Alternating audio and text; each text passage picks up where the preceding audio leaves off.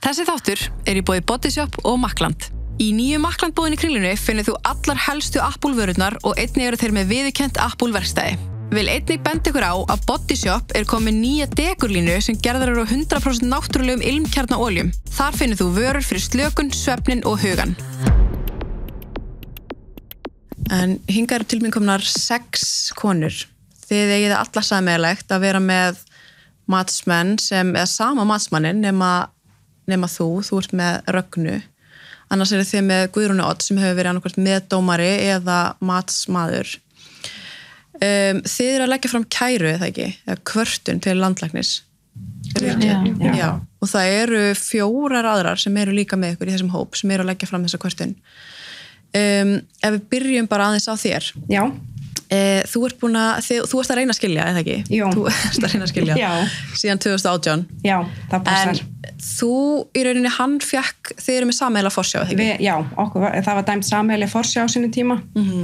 Og Guðrún Oddsdóttir var meðdómari í mínu máli. Ein af 3 dómurum. Einmitt, og matsgerðin þín í rauninni, hver var það aftur sem gerði matsgerðina þína? Hún heitir Valgerður Magnúsdóttir, sálfræðingur. Og varstu ánægð með þessa matsgerð? Já, ég var talin hæfari, foreldri í þessari matsgerð. Og hvað gerðist síðan? Svo fer málið í rauninni bara fyrir dómstóla og það var eiginlega bara einhvern veginn öllu snúið við. Það var gert lítið úr öllu ofbeldi sem ég sagði frá og það sáttar. Hvernig var það, fyrir þig einhvern veginn að því að þegar matsmaður þetta bara dómkvaddra matsmaður sem á að vera bara óháður aðali og hann metur þá móður og föður þú hæfari og þú ert metin hæfari í því máli. Síðan þegar þetta fer fyrir dóma þá eru einhvern veginn snúið við. Já. Fékkstu einhverju svona skýringu á því? Nei, aldrei. Var það bara... Já, þetta var bara, ég eiginlega bara einhvern veginn trúði því ekki hvað var að gerast þegar ég var í dómsal.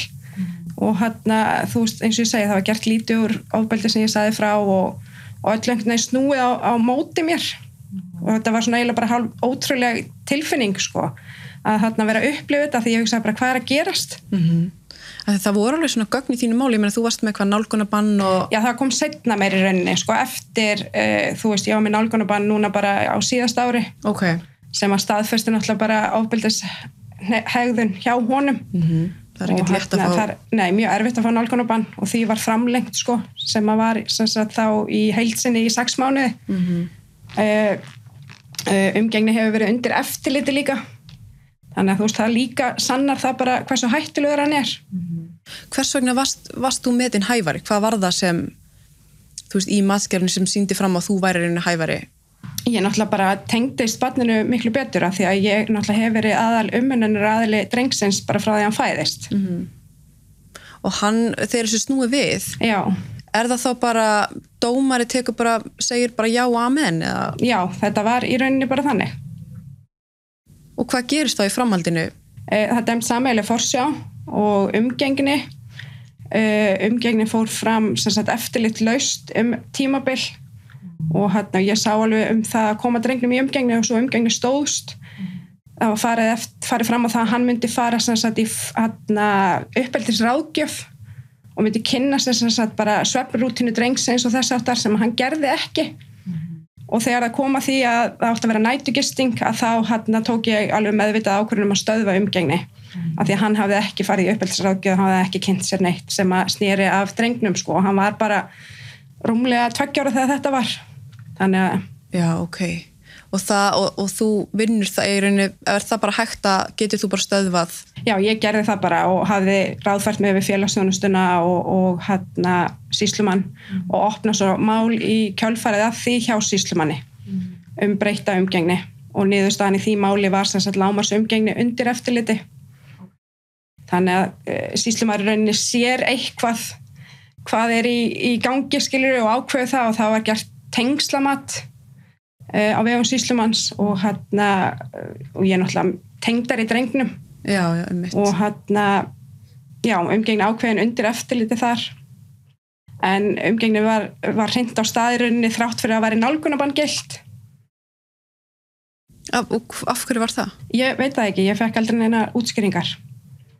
Var það eitthvað sem skiptir það engu máli? Nei, hjá sýslumann skiptir það engu máli, sko. Ég reyndi ítrykkað að fá því breytt, sko, að fara ekki með umgengni á staða meðan nálgunarbann væri í gildi, en það gekk ekki eftir, sko. Ok.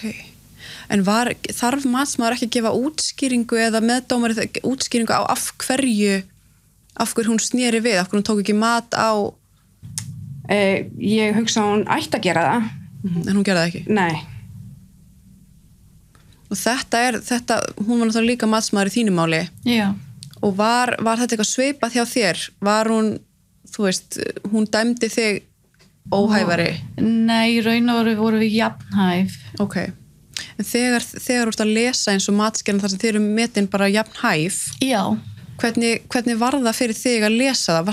Varstu sammála eða fannst þér? Nei, ég var náttúrulega engan veginn sammála og það náttúrulega bara mjög bugandi að lesa það eftir allt ofbeldið sem maður er búin að ganga í gegnum börnin manns og hún svo í þessi 6 ár sem hún er búin að vera í umgengni hjá honum og þú veist, vitandi það að ég hugsaði um heimil, ég hugsaði um börnin og ég var að gera alltaf, við vorum miklu nánari og að lesa það bara við varum jafnhæf að maður sé jafnhæfur og einstaklingur sem beitir ofbeldi. Það náttúrulega bara mjög niðurbrjótandi einhvern veginn og maður svo varnarlaus, maður bara svo berskjaldað, maður einhvern veginn, það ekkert sem maður getur gert. Og maður hefur engin völd, maður er bara undir þessum matsaðila komin. Að því svona dómsmáli þá þetta, þú veist, það sem máli snýst matskerðin og náttúrulega eins og þarna hún hættir að fara til pappa sinns þarna í janúar og það er engin umgengni við hann, hún bara neitar að fara í umgengni og þegar matskerðin er gerð að þá náttúrulega er hún ekki að tala við pappa sinn, hún er ekki að hitta hann og ekki búin að gera í ár og vill ekki hitta hann og Guðrún segir ég get ekki klára matskerðina af því að partur af matskerðinni er að fylgjast með ykkar samskiptum og tengslum og ég get ekki bara hitt þig og hana, ég þarf að hitta hana með pappa sínum þannig að ef ég get það ekki þá get ég ekki klára matskerðina þannig að hún er bara leggur hana frá sér og við bíðum í tæpt ár þangað til að hún samþykkir að hitta pappa sinn með sálfræðingum sínum. Þannig að Guðrún kemur ekki heim til mín og ekki heim til föður hennar. Heldur er þetta bara á stofinni hjá sálfræðingunni, dóttur minnar. Það var opið barnaverndarmál líka út af þessu og það var náttúrulega bara sagt þú verður að hlusta á barnið. En svo fær maður í raun og veru ásakaður að vera að hlusta á barnið af Guðrúnu. Að vera með því að hlusta á barnið þá sem að ýta undir kvíða og forðahegðun hjá henni. Að ég í raun og veru sem foreldri þá sé það mitt hlutverk að bara koma henni í umgengni. Og ef hún fer ekki í umgengni og vill ekki fara í umgengni þá hlýtur það að vera því ég sé að tala illa um pabba hennar. Og það sem hún sagði frá ofbeldi að Guðrún tók ekki mark á því að því að hún sagði að því að það var eitthvað sem hún sagði frá sem að hún var of ung til að muna en hún hafði bæði spurt systkini sín og mig út í það bara hvað þú veist gerðist og þá að því að ég hafði sagt henni frá því að því að líka ég meina hún á systkini sem kannski að tala um þetta þannig hún heyri en hún vildi vita þetta að þá var það notað gegn mér líka að hún vissi eitthvað sem hann átti ekki að vita eitthvað sem gerðist þegar hún var 2 ára sem að náttúrulega bara hafði rosalega satt náttúrulega í hinum eldri börnunum mínum. Þetta er kannski líka svolítið svona afgerandi í svona matsgerðunum að það eru svona verið að draga úr trúveruleika barnanna að móðurinn sé að mata barnið að ýta undir kvíða eða alls konar sem barnið er með og það ætla með sér í þínu máli líka þú varst með Guðrúnu Odds í þínu máli So in your case when you read the files was it that your kid was with the father?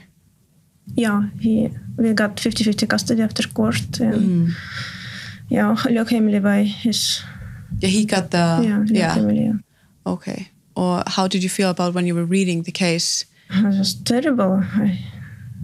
I believe in system, and I thought they can help me to save my kid because he was guilty against me and my son, oldest son. He hit us both, and he had dome about this.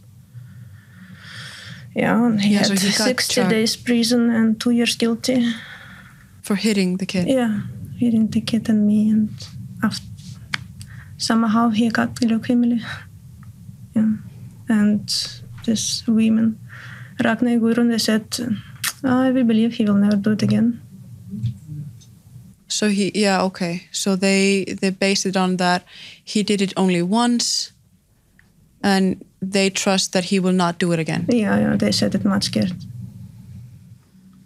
And how was it for you to read that? It was terrible. I couldn't go work. I was depressed. And I didn't know what to do because I'm alone in Iceland and just want to save my child. Nothing more. This is why I ask help.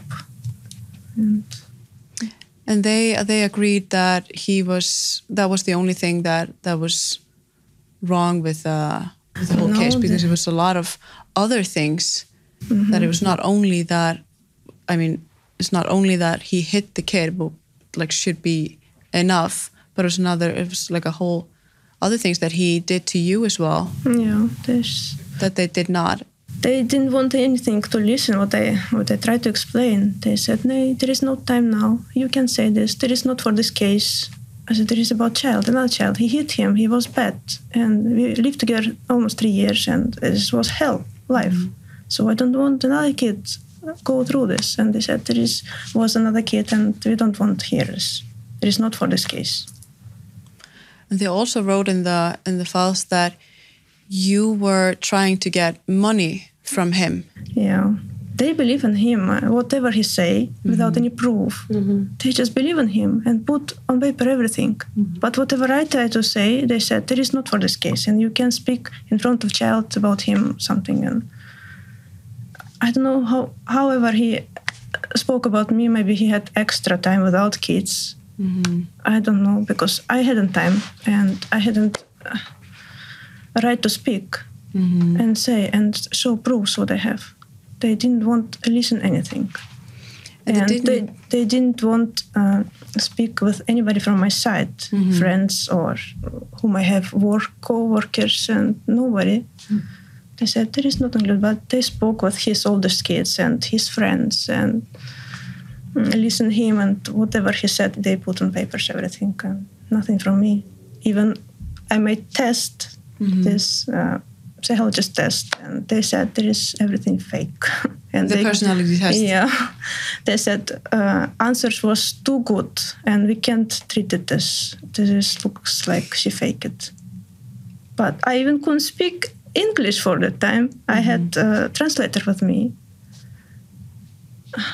How possible fake 300 questions? And yeah.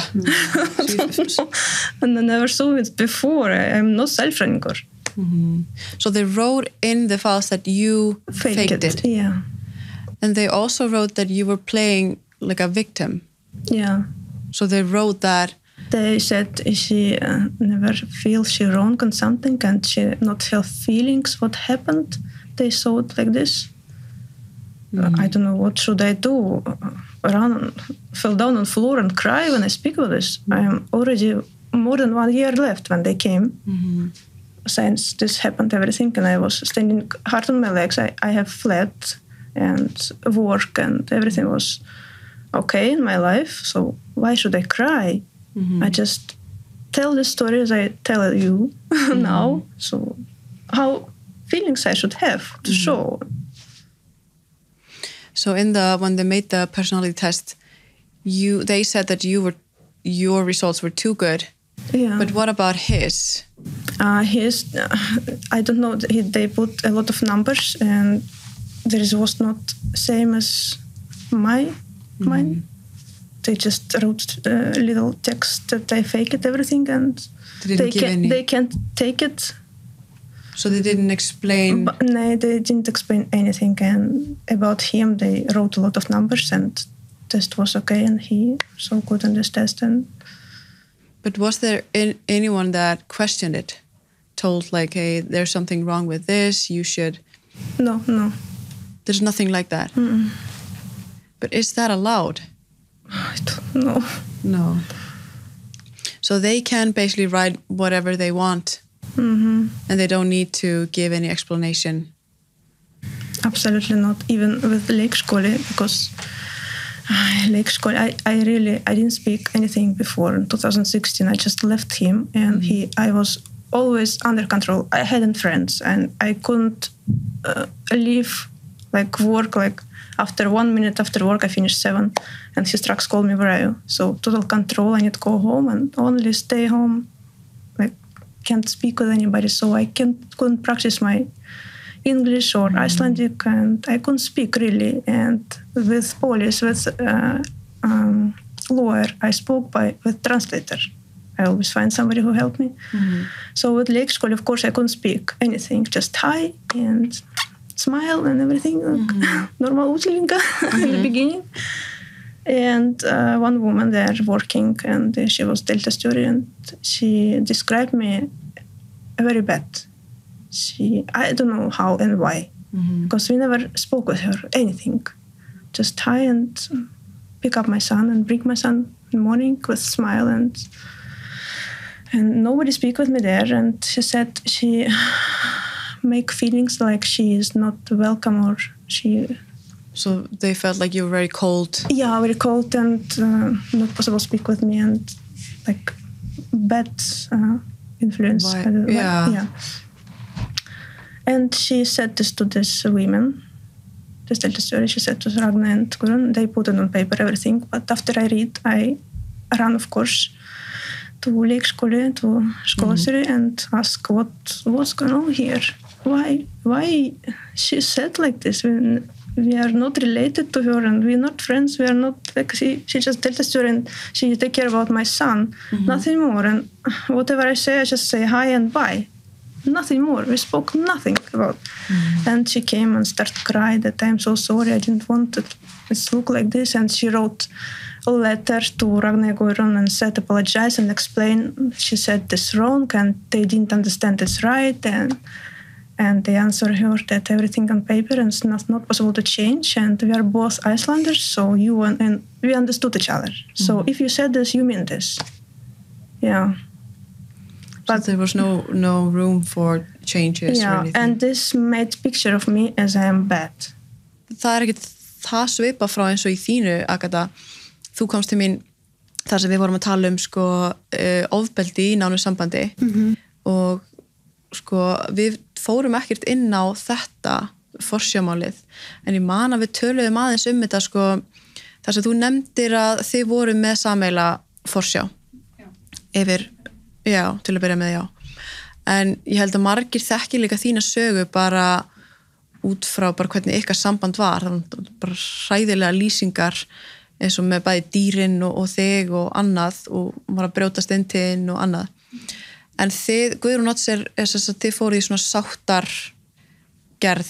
Já, það náttúrulega, ég sækja þetta hjá sýslumanni, fulla forsjá eftir hann brýst inn til mín og það fer náttúrulega sáttameðferð og hann náttúrulega samþykkir ekki, þannig að það þurfti að fá,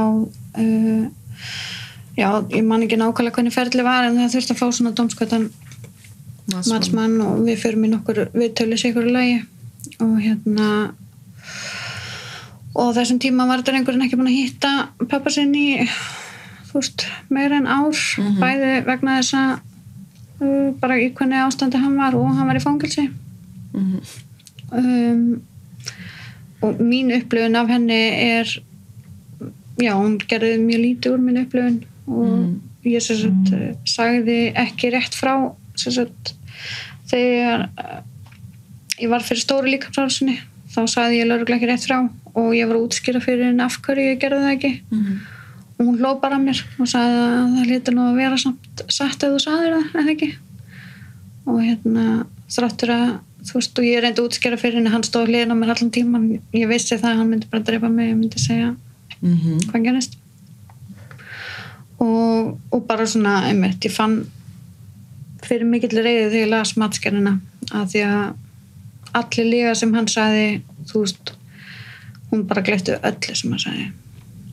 Hún var ekkit að svona hann segir það bara og hún skrifar það var það bara þannig og sálfræðingurinn hans og hún tók ekki mér fannst hún ekki taka eins mikið marka á vottorði frá mínum sálfræðingi heldur en hans sko hún hitti samt minn sálfræðing en ekki hans og já, ég var bara ógeðslega reið þegar ég las þetta en þrátt fyrir allt saman þá dæmdum mig samt hæfari sko út á heimilsaðstæðum hún fekk mér náttúrulega inn á heimilið mitt til að sjá mitt samband við drenginn og fer bara inn í öll herbyggi og opnar, þú veist, ég er náttúrulega gefinni leyfi að opna öll herbyggi og svo fer hún að opna skápa og eitthvað svona og ég held bara að þetta væri eðlilegt og svo þegar ég les matskerðina þá er það ekkert svoleiðis heima hjá honum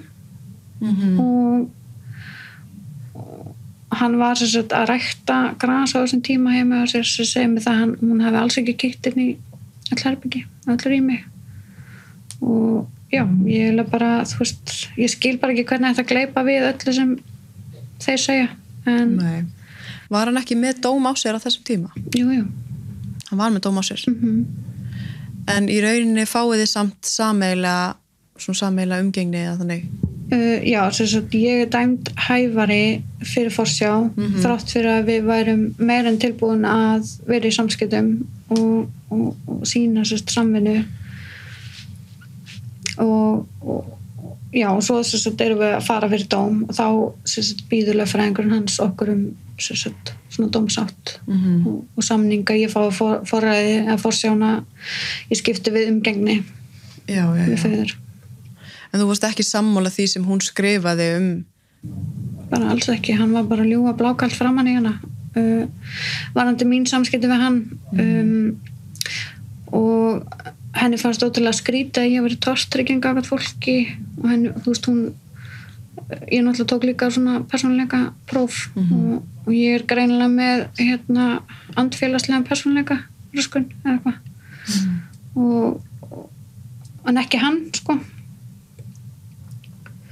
og bara svona, já, mér fannst bara þú veist, ég fyllist bara svona að vita að hugsa þessa matskerða því þetta er bara ekki rétta sem hún er að segja. Var hann ekki greindur með neitt? Ég man það ekki, alveg en maður sem var bara að drepa dýr og berja konur. Já. Þetta er alveg alltaf leið með hann, ég meina samkvæmt henni en þetta er ekkert svona ósvipað eins og í þinni þar sem að matsmaður er Guðrún Odds líka, þar sem hún gleypir bara við öllu sem barnsfaðir þinn segir og var þegar þú fékkst matskerðina að senda, varstu, þú veist hvernig leiðir þegar þú sást hana? Ég fekk bara mjög mikið áfall, það var bara þannig og ég gat eiginlega valla að lesa hana, ég þurfti að láta að lesa hana fyrir mig og það sem var sláandi var einmitt ég tengi við svo margt sem að þeirra segja að það er allt ekki trúanlega sem að hann segir þrátt fyrir að það séu gögn í málinu sem segja annað og sína að hann er að ljúga að ég fer að staði í þetta mál vegna hans ofbeldis gagnvart börnunum, hann er líka beitt með ofbeldi og svo er mjög alvarleg vanræksla sem er mjög skjalfest af sérfræðingum og svo er barnsrán líka sem að fléttast inn í þetta en það er einhvern veginn tínir hún bara út þar sem að hendar hans hans málstað og snýr öllu á hvolf sem að kemur frá mér og sérfræðingum því það er ótal sérfræðingar sem sáu í gegnum hann og trúðu börnunum og þau hefðu greint frá ofbeldi og þá skýrslur í barnavernd það til dæmis. Hún hikar samt ekki við að segja að það sé ekkert ofbeldi í málinu og samkvæmt persónuleikaprófi sé ég í sjálfsfegrun og skori mjög hátt á lífakvarða. Og hann metinn forsjárhæfari samkvæmt hennar mati og það dæmt samkvæmt því og ég missi forsjá. Og hvað var gaf hann einhverjar útskýringar á því af hverju hann var metinn hæfari? Það mjög lítið rökstutt þeir byggja sem mest á þessu persónuleikaprófi. Það eins og það þurrki út öll gögn og tilkynningar, skýrslur. Já, og hún lætur eins og ég sé að búa þetta allt til og ég sé að skapa vanda barnanna. Það hennar svona persónulega mat, bara hún hún byggir það bara ekki mjög hlutdræg með föður og gerir hans orð að sínum. Þegar hún setur upp atburðarásina eins og hún sér hana, þá það bara eitthvað svona hans. En það ekki, mér finnst þess að það sé svona svipað í öllu það sem matsmaður hunsar bara gögn, skrifleg gögn og byggir matskerana á einhverju svona móðir lygasjúk eða annarkvort man hún ekki að falska minningar eða reynir að hafa áhrif á barnið. Svona eins og þessi hennar persónulega, ég veit það ekki, tilfinning. Já. Fyrir eitthvað gögn í máli. Já, þetta erfitt að átta sig á því af hverju þetta fer svona þegar það svona borleggjandi eins og mér finnst ég að heyra þær vera að lýsa líka. Það svo borleggjandi, innbrot svo borleggjandi. Það svo sjáanlegt því að andlegt ofbeldi náttúrulega ekki sjáanlegt. Allt andlegt ofbeldi erfitt að sanna að sína fram á. Líkamlegt ofbeldi oft líka erfitt að sína fram á nema við myndir eða eitthvað svoleiðis, en þó að það séu myndir og áverkavottorð, þá heldur ekki hlusta á það því öll líkt út á borðinu. En það eðlilegt í svona málum? Ég meina, við erum með innbrot og myndir, áverkavottorð og myndir af börnum og þú veist, nálgunarbann og alls konar. Er þetta eðlilegt að svona gögn séu ekki tekin inn í? Það ætti ekki að vera eðlilegt. Matsmaður. Já, það ætti ekki að vera, það náttúrulega á að taka marka á þessu því að, þú veist, börnin ekki örugg í þessum kringumstæðum. Það búið að vera ofbeldi og þetta snýst náttúrulega að börnin fyrst og fremst séu örugg í þeim aðstæðum sem þau eru sett í. Og þá ég að meina að þau eru sett í umgengni. Þú veist, það virðist einhvern veginn engu skipta máli hvað hefur gengið á. Umgengni skal fara fram. En svo líka alltaf eins og margar ykkar hafa sögum það að barnið segir frá ofbeldi en oftast telur matsmaður það vera móður vera að mata barn af því en það einhvern veginn virkar ekki sömu átt þegar barnið að segja ljótt móðir að það geti verið pappanum að kenna. Það eins og þetta sé svona gömul tugga, þú veist, þetta svo típist samt þú veist að vera að segja þetta. Þetta bara eitthvað svona munstur. Af því eins og í þínu Agatha, barnið þittir hvað var hann 5 ára þegar hann fór að segja alls konar eitthvað sem 5 ára barn kannski hefur ekkert vitsmuni. Já. Hvað var það sem var bara eitt dæmi, þú veist að mamma væri svo feit og hún væri svo útsprungin bladra. Já. Þú veist, ég tek því ekkert persónulega. Nei. En hvað bara þú veist, hvar heyrði hann þetta, skilur og hann segir þetta eftir heimsókn frá föður sínum og hann segir, pabbi segir þetta, skilur og svo fríkar hann út þegar ég, þú veist, segir við hann mér finnst ekki fallegt að heyra þetta, þá bara, já, hann sagði þetta ekki og bara fríkar út og fer bara í panik, skilur að því hann segir við barnið, ekki segja með mig þetta ekki segja með mig þetta og hitt og svo missar hann það, eða segir það og, já. En það sama eins og in your case Your kid also said some things that... Yeah, he said, Mama, bitch, you're bitch, that you can say this. Papa said, it's okay. I can say this. And one time, it was 1 year ago, he was 6 years old. He came with a bottle, a flaska. There was water and white stuff. You can see it's like þvottaefni with blue spots. Þvottaefni. And he said, Mama, I want to show you focus and put open bottle and put on table and you must look there and he push water. So there is I said, you can't push it because it's þvottaefni inside. It's like a wound for eye. But who teach you? Papa. Papa said, I can do it for you.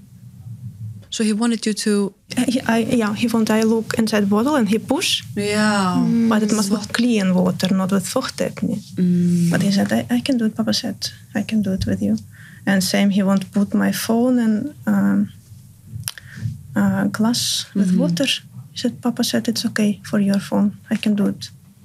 So he was telling your child to ruin your things and it's okay. Like Papa said it was okay. Yeah. It's possible to do this. So you can't do this. It's cost a lot and you can't. Mama work for it and Papa said it's okay for you. Já, En við erum náttúrulega bara ímynda okkur þetta allt misskilningur. Legar. Þetta legar. Bjóða allt til. Já, svo ljúga þeir blákalt og því tekið sem sannleika og það ekkert véfengt þrátt fyrir öll gögn í málunum, þú veist, það ótal gögn sem sýna fram á hvað satt, en það bara eins og það sé hort fram hjá því. And same question I hear from my son. He always asks me, Mama, why you left me? Why you left me? I never leave you. I always with you. Why you? Papa said you left me. You don't want me. And how possible say this to own kid? Yeah. So he is maybe telling your kid that you're not a good person and you left him. Of course, yeah. I think so. Because he lives in Vestmannaeyjar and I need to pick up him every second weekend. So in winter time it's sometimes bad weather and I can't go because ferry not going and there was no flights, nothing. And if I'm not coming, he not let me call. And for this time he telling him I left him. I don't want him. So I call next day or after when he let me. And my son scream, why you left me? You don't want me. I don't love you. And it's horrible. Yeah. But in your case, í þínu máli, þú varst ekki með Guðrúnu sem matsmann, það var Ragna sem var matsmaður í þínu máli. Já. Sem var með sami matsmaður og var hérna í Helgu Sif, sem komið við til mín. Hvað var það í þinni matsgerð sem hérna, hann dæmdur hæfara foreldrið? Já. Eða svona... Já, Ragnar sá okkur eiginlega vera bæði jafn hæf, en lögfræðingurinn minn tjáði mér að þegar hún var ýta á með að skrifa undir afsala með forræði að Ragnar myndi vera með hans hlið. Já, hún búin að vara þig við? Já. Þar alveg væri ekki gott fyrir mig að fara í dóm og ég myndi tapa. Var það lögfræðingur sem... Já. Og þið sem sagt þannig að máli fór ekki fyrir dóm? Nei. Ég var bara svo niðurbrotin að ég gerði það sem ég var sagt að gera. Og hún gerir matsgerðina innan Ragna. Já. Hvernig var það fyrir þig að lesa hana? Varstu sammála því sem stóð í? Þetta var bara hryllingur. Ég bara brotnaði niður. Þetta bara mesta niðurbrot sem ég bara eiginlega upplifað. Og tengir við eitthvað eins og það sem þær að segja hérna... Algjörlega. Og var það þá hérna í börnin þín fara, tekur matsmaður ekki viðtal við börn? Hún tók ekki mikið viðtal við barnið mitt. Hún hlusta bara þína frásögn og hans? Já. Var hún að efast eitthvað þína sko, þitt hafi meira heldur en hún var að efast hans? Sko, þegar hann fór í viðtölinu þá var hann eiginlega bara sverft um mig. Það var bara að tala illa þig? Já. Ég var ekki að fara í það. Ég var ekki að fara í það mat til þess að láta hann líta illa út. Nei. Hann getur séð það. Hún tók mark á öllu. Hún tekur bara mark á því sem hann segir? Já. Og það var ekki sama upplifun þér? Alls ekki. Bara alls ekki, sko. En gaf hún þér einhverja útskýringar á því? Ég bara barnaleg og leiðitöfum og eiginlega bara paranóið. Og ég treysti þetta ekki neinum. Það er mitt. En þú hefur... Ég veit bara ekkert vel út. Nei. Gerður einhverja svona athugasemdir við matsgerðina? Já, en það var ekki tekið neitt mark á neinu. Lögfræðingurinn minn sagði að það væri svo mikið mál að láta fá ykkur betri matsgerð. En það nokkuð, þú veist, getur maður beðið yfirferð á matsgerð? Er það ekki erfitt að fá annað mat? Ég held að. Það kostnaðarsamt. There must be a good reason. Já.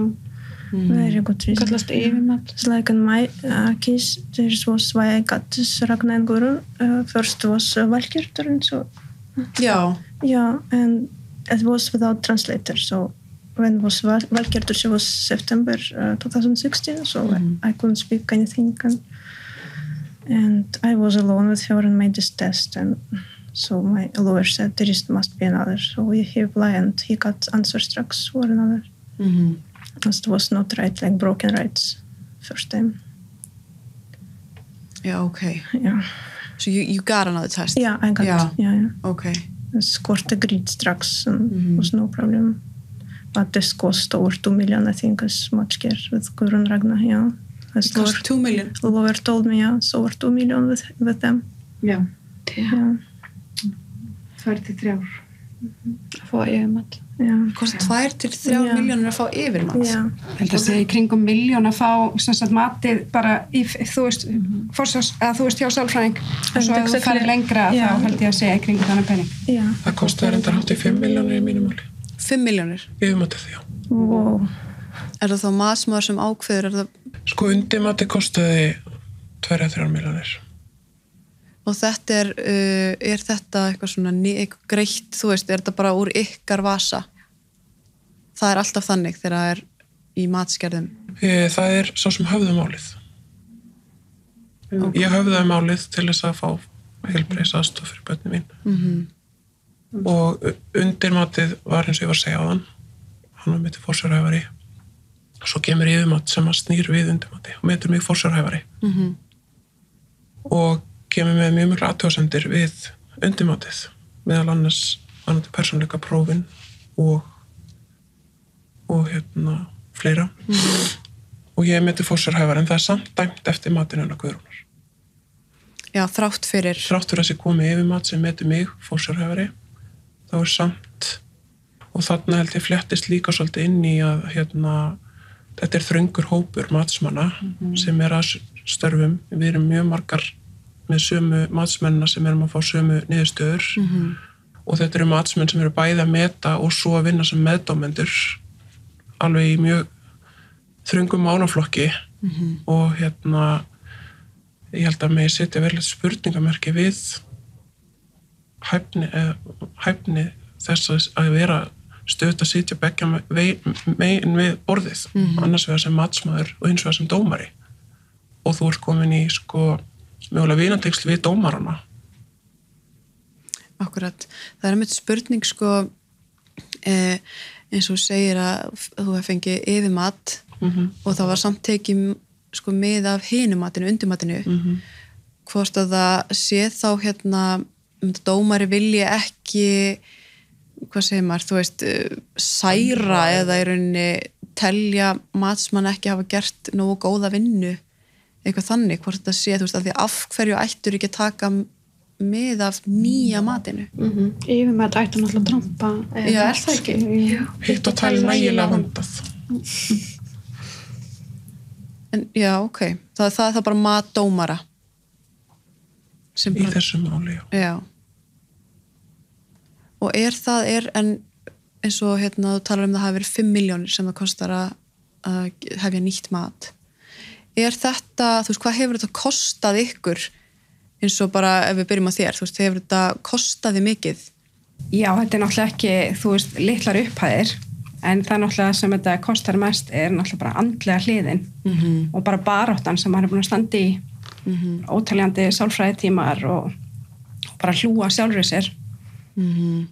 Þetta er ekki, það var einhver sem sagði við mig, já, að matsmenn fá ekkert mikið greitt fyrir matsgerðina.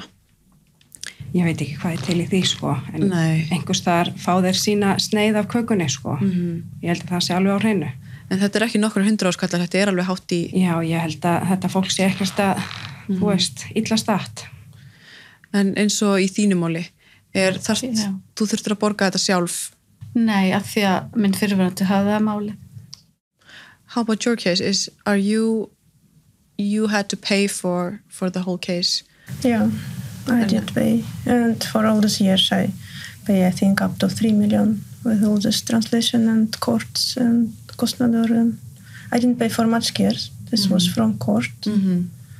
But all these lawyers and this cost a lot. But how did you feel about, because how long has the case been going on? It was now 6 years. 6 years? Yeah. And how is it like the time cost and like your health for the 6 years? It was terrible. I visit sálfræðingur because he continues to scare me. He continues to send messages and ógeðslegt messages, calling and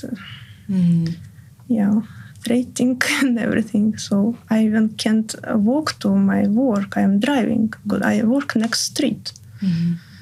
I can't because I'm scared. I got messages almost every day from him, something. And now this war in Ukraine, because he's from Ukraine, I'm from Russia. And so he's threatening you with the war? Yeah, this is blues war for this, yeah. And nobody can help, nobody can stop this. Whatever I ask help everywhere, no. And he can do it, and he got child. Yeah, he got the kid. Yeah. How do you feel about, like, how do you feel when you send your kid to the... I feel terrible.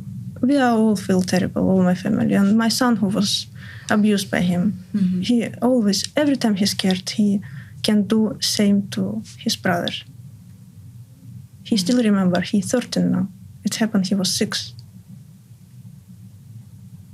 He turned March 13. He still remember how it was like it was yesterday. He can details tell how we lived there. And so he speaks about it? He speaks sometimes because he's scared for his brother now. His brother now in uni 8.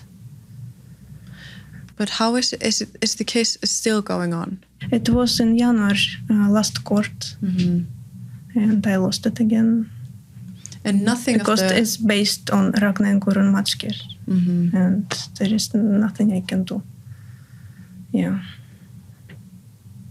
But so there's like for 6 years, everything you've sent the text messages that he is sending to you, you've sent it to the, have you let them know about it, and like all the things that you got, like the text messages from him, the threatening that he's threatening you, did you tell them about it? Yeah. I told about it. I said there is not for this case. There is that matter. Yeah.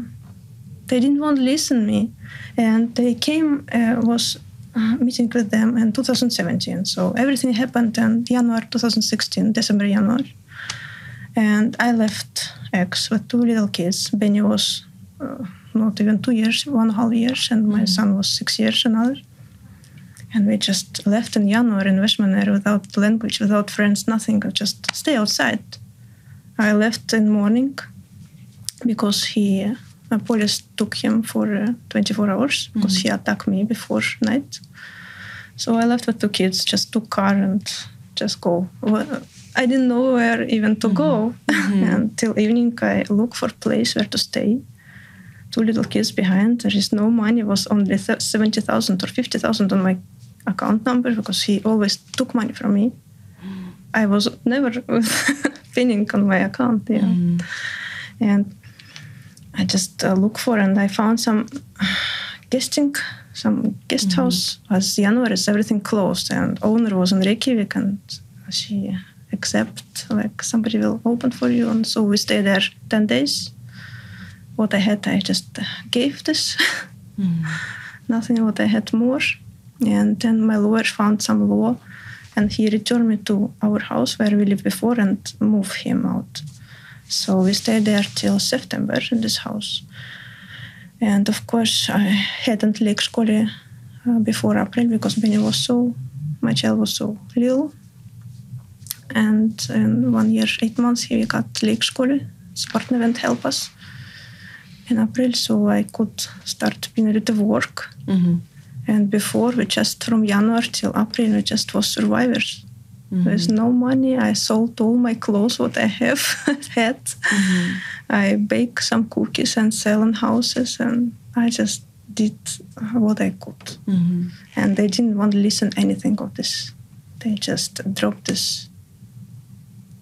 And they didn't give you any explanation for it? No. They said there is not for this case. It's only about the child. But I said there is include. We was in the situation and he was absolutely not interested to help us, not even call, nothing. Yeah.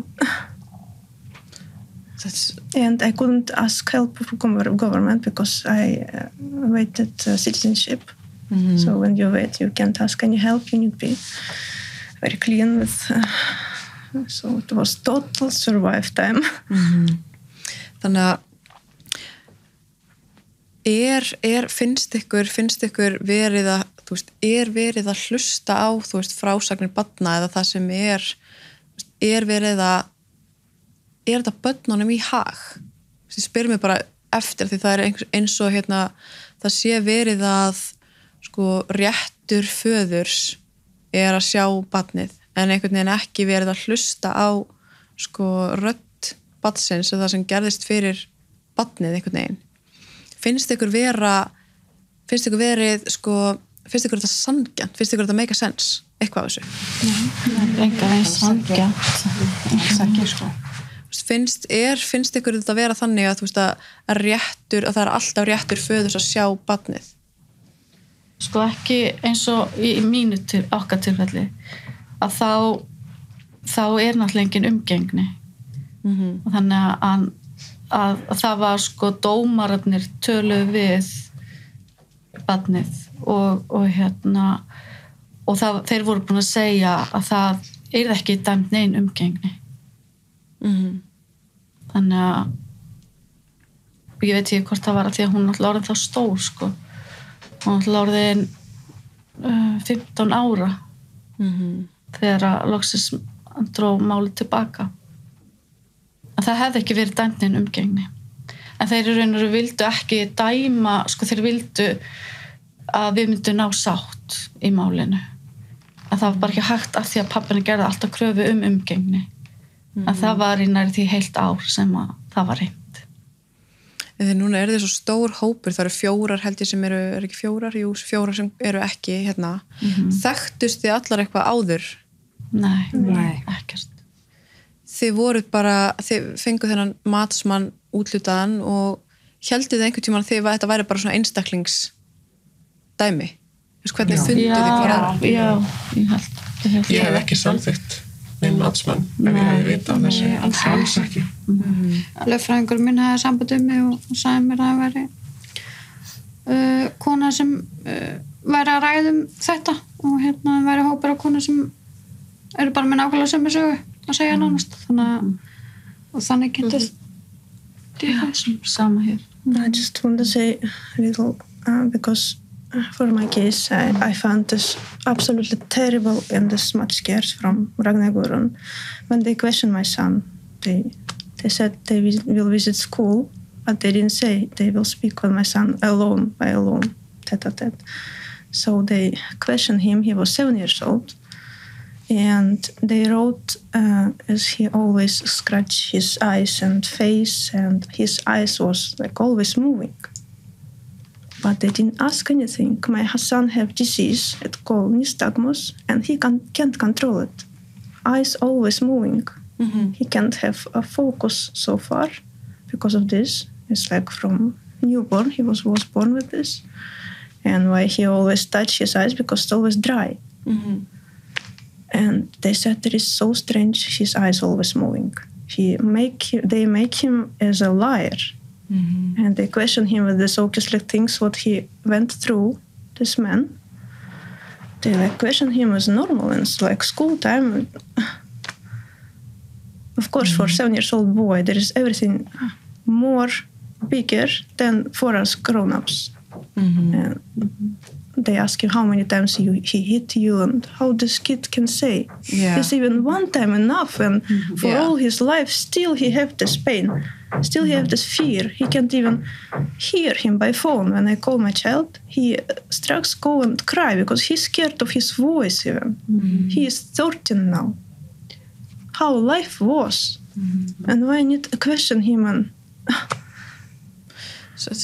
So they asked him how many times he hit him? Times, yeah, he hit him and my child said it was from morning till evening. Because for him it was stress, always stay with him.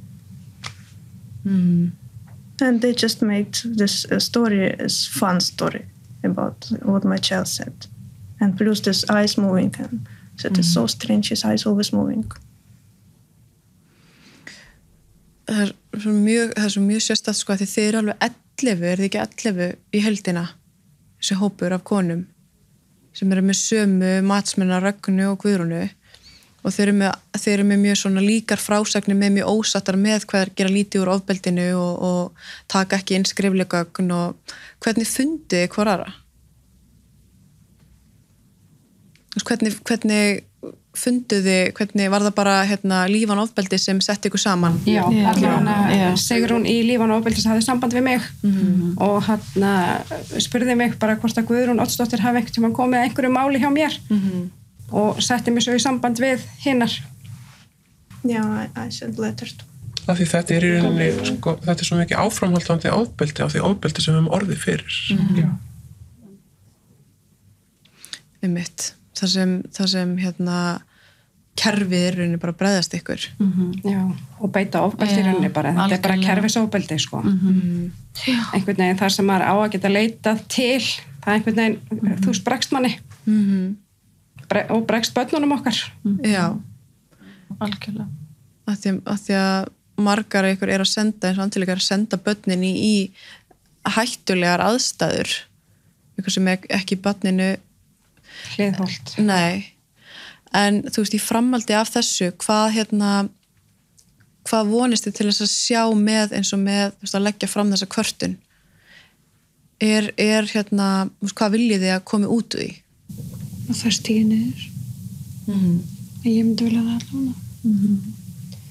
Já, það lendi ekki fleiri í þessu sem ég hef lendi í.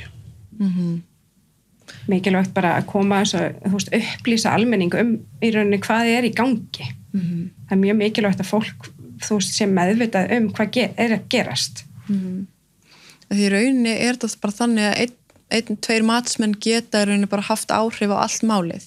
Já. Það er engin fleiri sem koma að þessu, þannig séð, ekki einn dómkvaddra matsmaður sem skrifar matsgerðina og síðan er bara dómari sem... Þetta er aðalgagnið í málinu. Og það er einhvern veginn ekki búið að vera gagnrýna neitt af þessu áður.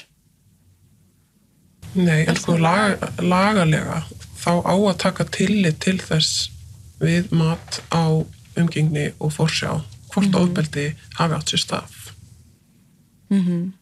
Og það er einhvern veginn verið stærra markmið í þessum matskerfum að ýta því út af borðinu að ofbeldi hafi ekki bara aldrei átt sér stað. Það er að draga úr trúveruleika. Já. En hvað er það, þú veist, eins og er það eitthvað sem þið myndið, þú veist, ráðleggja öðrum þegar að fara í gegnum svona forsjármál? Þú veist, er maður, eftir nú verðist að vera svona saga, eiginlega svona upplifum flestra, sko, leiðu segi frá ofbeldina, þá er það annarkvort legasjúkar, eða er það ímyndað ykkur, eða er það að reyna að klekkja á föður, eða er það að reyna, þú veist, það er einhvern veginn eins og það sé kannski bara verra að greina frá ofbeldi. Já, ég myndi ekki ráðleggja konu það í dag að greina frá ofbeldi.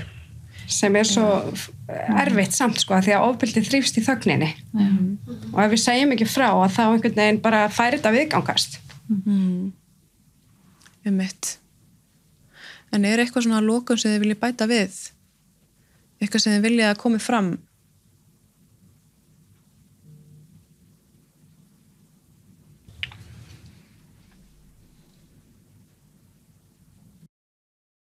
Ég ætla bara, þú veist, bara áhrifin sem þetta hefur á líf allra.